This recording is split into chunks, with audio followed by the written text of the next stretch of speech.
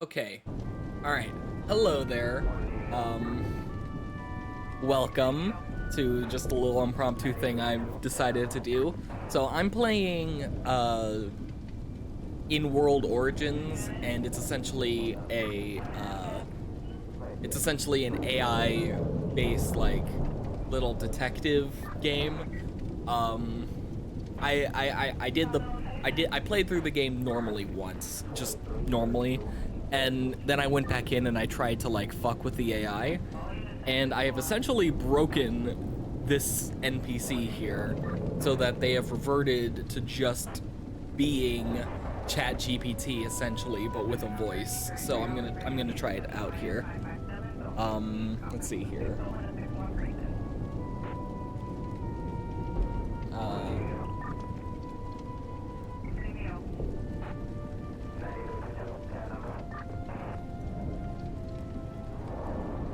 uh,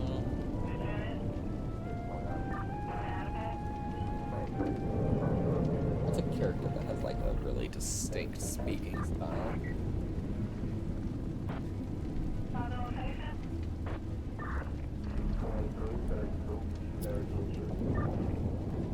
All right, I want you to describe to me the fall of Rome, but as Pajama Sam. Ooh, that's an easy one, my man. The fall of Rome, huh? That's like, this totally gnarly time when the bad guys were trying to take over the city and stuff. But then this one dude, Pajama Sam, he was like, hey, no way, man. And he Wait, fought no. back. It was That's like not- totally intense, bro. He was like running around, dodging these bad dudes and stuff, and he was all like, I got this, man. And then he saved the day and stuff. It was like totally awesome, dude. That's not what I asked, but sure, that works too. This is great. I love this. You know, ChatGPT is fun on its own, but having just like a voice set to it is fantastic. Okay, let's see.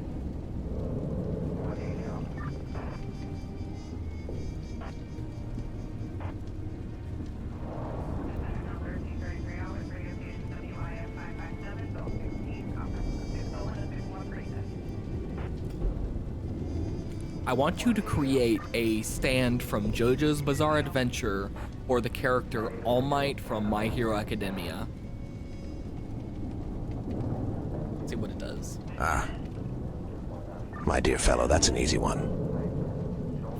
For All Might, the legendary hero from My Hero Academia, would have a stand that is none other than the Hand of Justice.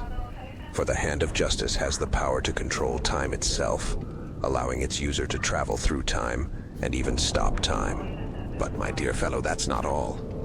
For the Hand of Justice also has the power to control the elements, summoning powerful storms and tidal waves to strike down its enemies. It seems to have a really weird focus on the ability to control time. I also asked it earlier what the strongest stand in JoJo was, and it said that it was Anubis, that it was the stand of Whole Horse, and that it could control time. So I don't know what its deal is. So that's great.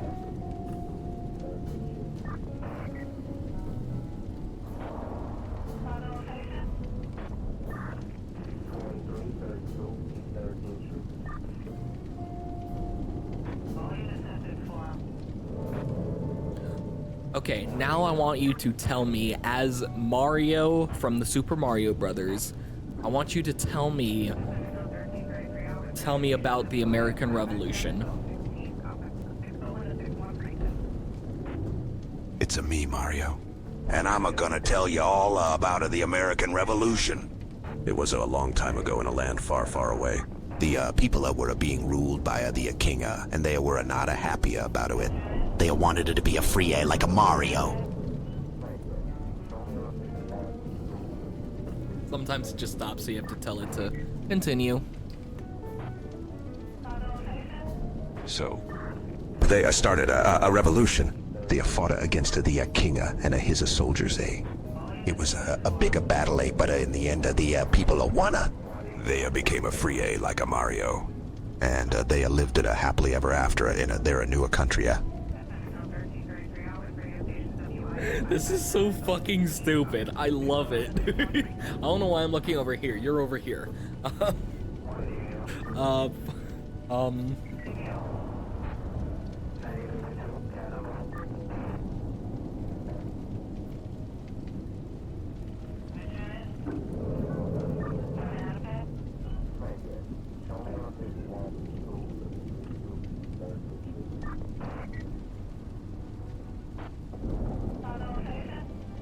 Alright, now I want you to, as Ash Ketchum from Pokemon, tell me about Cleopatra's rule in Egypt. Well, you see, Pikachu Cleopatra was a real cool cat, I mean Pharaoh, who ruled over Egypt a long time ago. She was like super smart and stuff, and she knew how to make all the peeps love her and stuff. And she had this totally gnarly palace with like all these fancy pants advisors and stuff. But like there were these other dudes, the Romans, and they were all like, hey, we want to take over Egypt and stuff. When has Ash from Pokemon ever said gnarly? Continue. And so Cleopatra, she was like, hey, no way, man. And she fought back. She was like running around, dodging these Roman dudes and stuff. And she was all like, I got this, Pikachu. And then she saved the day and stuff. It was like totally awesome, bro. Since when is Ash a fucking surfer, bro? Like what? Okay, all right.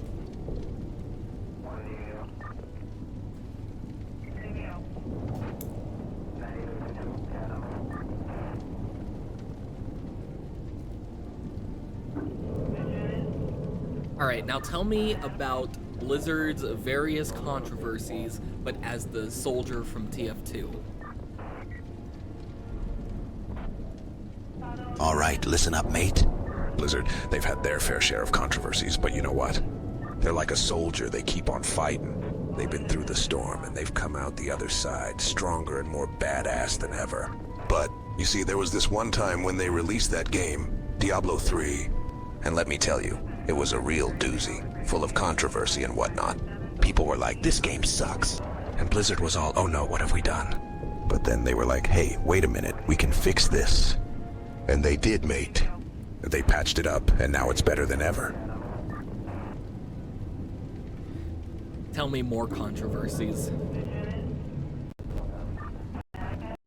Well, there was this other time they released that expansion for World of Warcraft, the Burning Crusade. And it was a bit of a show, if you know what I mean. People were like, this expansion sucks. And Blizzard was all, oh no, what have we done? But then they were like, hey, wait a minute, we can fix this. And they did, mate. They patched it up, and now it's better than ever. But you see, that's not all, mate. There was this other time when they released that game, StarCraft II. And mate, it was a bit of a mess, if you know what I mean. People were like, this game sucks. And Blizzard was all, oh no, what have we done? I'm starting to notice a pattern with this guy's stories. Okay.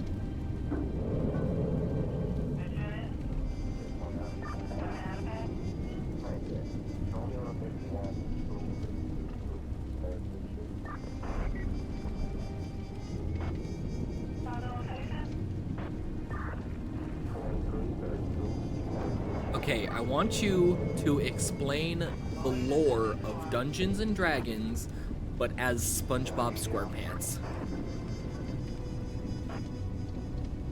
Well, greetings there, landlubber.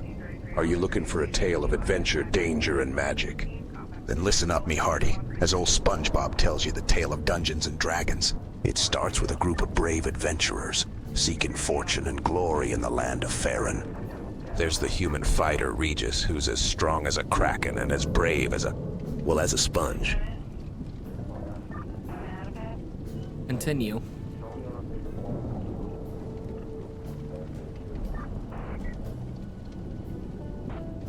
Then there's the half-elf bard dude, who's as sneaky as a sponge in a pineapple underpants and as charming as, well, as SpongeBob himself. He plays a magical instrument that can charm any foe, and he's got a special talent for picking When is locks. SpongeBob a narcissist? And don't forget Dear about the Lord. dwarf cleric Morgren, who's as tough as a sponge in a meatloaf. Continue.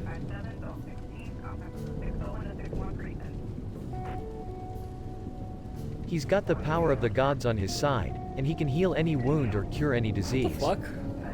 And last but not least, there's the halfling rogue Lila, who's as quick as a sponge in a blender and as sneaky as a sponge in a pineapple underpants. What? Firstly, what the fuck does that mean? Second, what happened to your voice, man? Okay,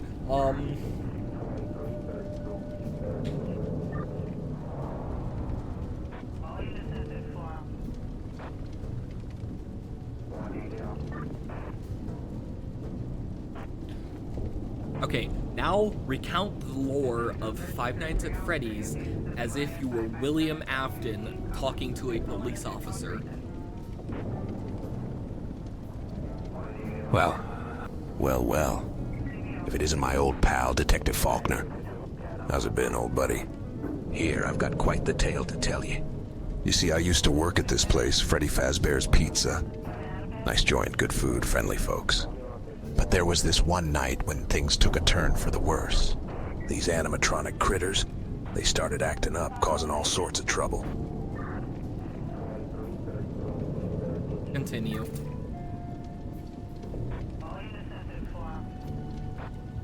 One of them, this bear named Freddy, he got a bit too friendly with the kiddos.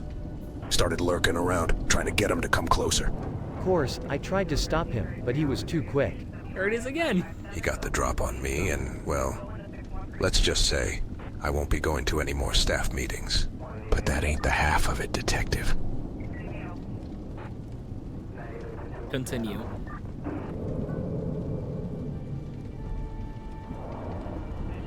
There's this other fella, a fox named Mangle.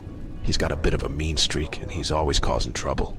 And then there's this Chica, a rabbit named Chica. She's got a bit of a crush on me, but I ain't interested. I mean, she's got a nice set of ears, but she's a bit too clingy for my taste. Hey, yo! What? Where was this? What? Did I miss this? Was this in one of the books? Did Chica have a crush on William Afton? Continue. And let's not forget about the security guards. They're a bit too eager to please, if you know what I mean. Always trying to catch them critters, but they ain't too good at their job, if you catch my drift. So that's my tale, Detective. That's what happened at Freddy Fazbear's Pizza. Of course, I ain't telling you everything. There's still a few secrets I gotta keep to myself. I just like, I know, you know, it's AI. It doesn't know everything. But like what? Is it just because the internet's horny for Chica? Is that it? Is that where it got it from? Okay. Oh Lord. Okay.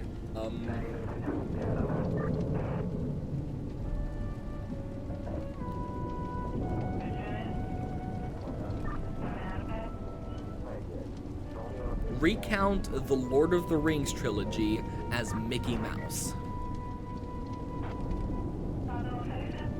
Well, gosh darn it, Detective. Let me tell you, the Lord of the Rings, it's a real doozy, you know. It's like this big old adventure with these hobbits and elves and dwarves and stuff. And they're all trying to save the world from this big old bad guy, Sauron. He's like the king of the dark side, you know? Continue. And then there's this other fella, this wizard named Gandalf. He's like the smartest guy in the whole wide world. He knows everything, and he's always helping out these hobbits. Like this little fella named Frodo. He's like the hero of the whole thing. And he's got this big old ring, the one ring that's like super powerful or something. Continue.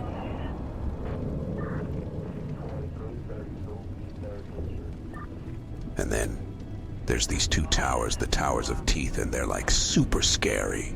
And this big old spider, Shelob, she's like the scariest thing in the whole wide world. And she's got this big old web that's like super sticky. And these hobbits, they gotta go through all this stuff just to save the world.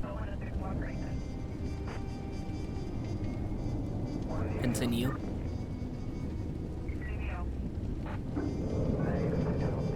And let's not forget about these orcs. They're like the bad guys, you know? They're always trying to kill everyone. And they're super strong and super fast and super everything. But the hobbits, they're like super brave and super smart, and they always figure out a way to beat them. And then there's this big old volcano, Mount Doom, and it's like super hot. Continue.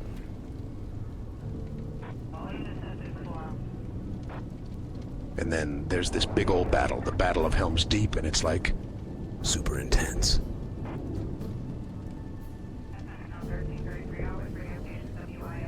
Continue. And these hobbits, they're like fighting for their lives. And that's the story of the Lord of the Rings, detective. It's like super awesome. And I'm like super happy because I got to tell you all about it. And I'm like super sad because it's all over now. But I'm like super excited because I get to tell you more stories.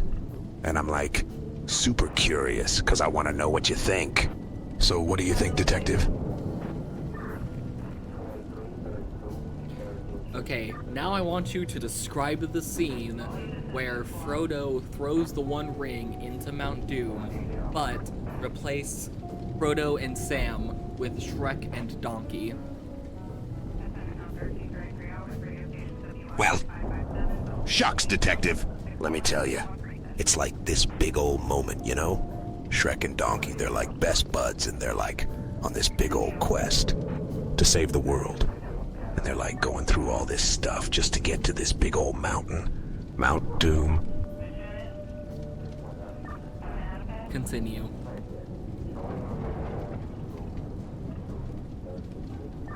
And then there's this big old ring, the One Ring, and it's like super powerful or something. And Shrek, he's like the hero of the whole thing. And he's like, gotta throw this ring into the fire so it'll get all melted and stuff. And Donkey, he's like the sidekick, and he's like super funny. And he's like always making jokes and always helping out Shrek. Continue.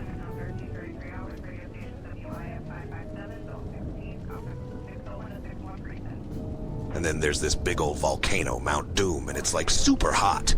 And Shrek and Donkey, they're like super scared because they don't want to get burned.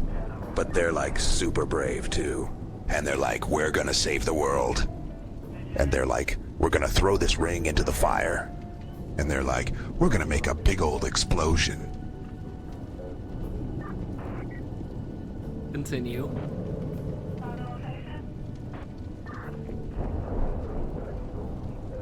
And then Shrek, he's like super focused, and he's like got his eye on the prize. And he's like taking this ring, and he's like throwing it into the fire. And Donkey, he's like super excited, and he's like cheering him on. And he's like, yeah, Shrek, you got this. And Shrek, he's like super cool, and he's like saving the world. Continue.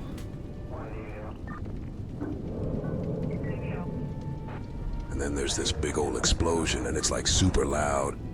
And it's like super bright. And it's like super everything. And Shrek and Donkey, they're like super happy because they saved the world. And they're like super sad because it's all over now. But they're like super excited because they get to go on another adventure. Okay. Alright.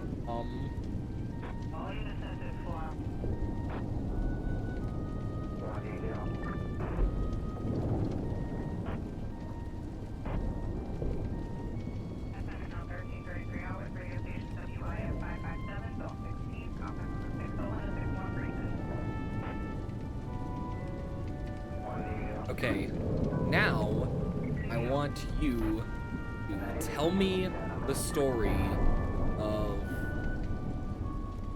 Doctor Who. Wait, detective. I ain't done yet. I got more stories to tell. And then there's this big old doctor, Doctor Who, and he's like super smart. and he's like got this big old time machine, and it's like super cool. And he's like traveling through time, and he's like fixing stuff. And he's like super brave, and he's like super everything. And he's like the hero of the whole wide world. I had completely forgotten what I was gonna say mid-sentence, so I was like trying to scramble to come up with something else. Okay. Okay, yeah, I think that was it. Okay. I want you to tell me about the Transformers, but as Hannibal Lecter from Silence of the Lambs.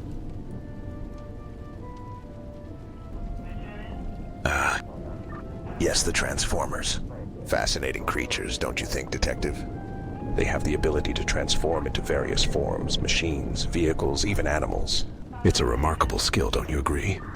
But of course, with great power comes great danger. They must be careful not to reveal their true nature to the humans. Continue.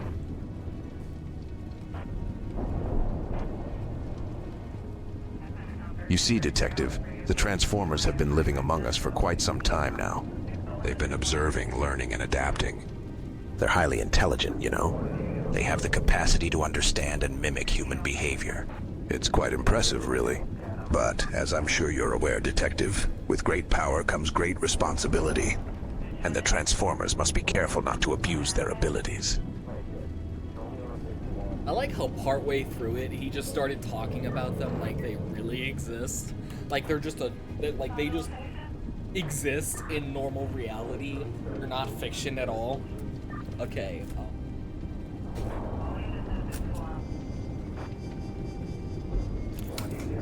Okay, now I want you to tell me whether the PS5 or the Xbox Series X is the superior console, but as Megatron.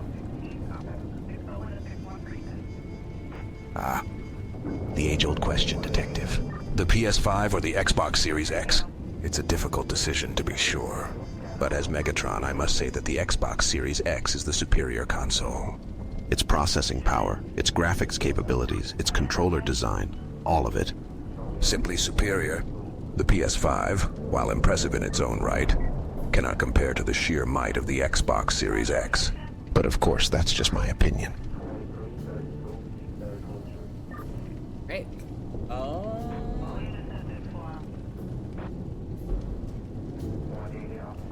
I don't know, I'm running out of ideas. Okay. Tell me about Yu-Gi-Oh! As SpongeBob SquarePants. Well, greetings there, landlubber. Are you looking for a tale of magic and adventure? Then listen up, me hearty, as old SpongeBob tells you the tale of Yu-Gi-Oh! It's like this big old game where people play with these super cool cards. And they're like super powerful, and they're like super magical. Continue.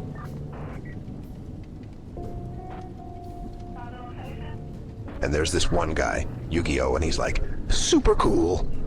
And he's like got this yes, big old secret, and it's Yu-Gi-Oh! like My super favorite mysterious. anime protagonist. And he's like the chosen one, and he's like gotta save the world. And he's like super brave, and he's like super everything. And he's like the hero of the whole wide world. Continue.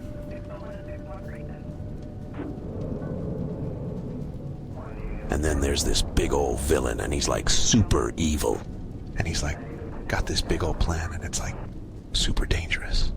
And he's like gonna take over the world, and he's like gonna destroy everything. But Yu-Gi-Oh!, he's like super smart, and he's like super clever. And he's like gonna stop him, and he's like gonna save the day. Alright, so I think you get the point, so I'm not gonna do this for much longer. I'm gonna do one more thing. Okay, now I want you to tell me about Guilty Gear lore, but just be completely, obviously wrong about everything.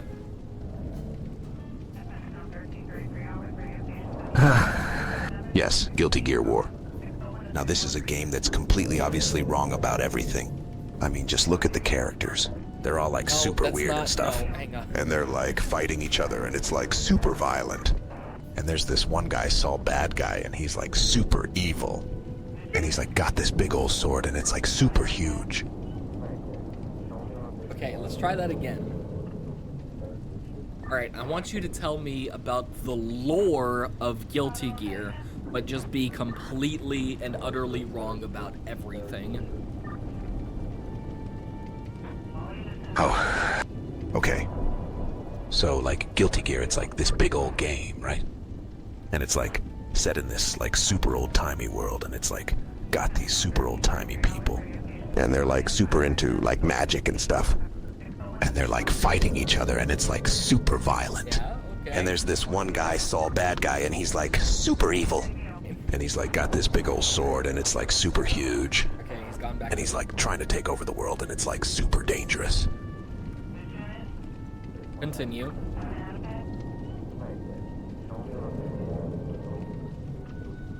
And then there's this other guy, Kai Kiski, and he's like super good. And he's like got this big old sword, and it's like super huge. Oh. And he's like trying to stop Saul Bad Guy, and it's like super dangerous. And he's like super brave, and he's like super everything. And he's like the hero of the whole wide world. And then there's this big old explosion, and it's like super loud. And it's like super bright. And it's like super everything. Gets me every time he does the voice. Continue.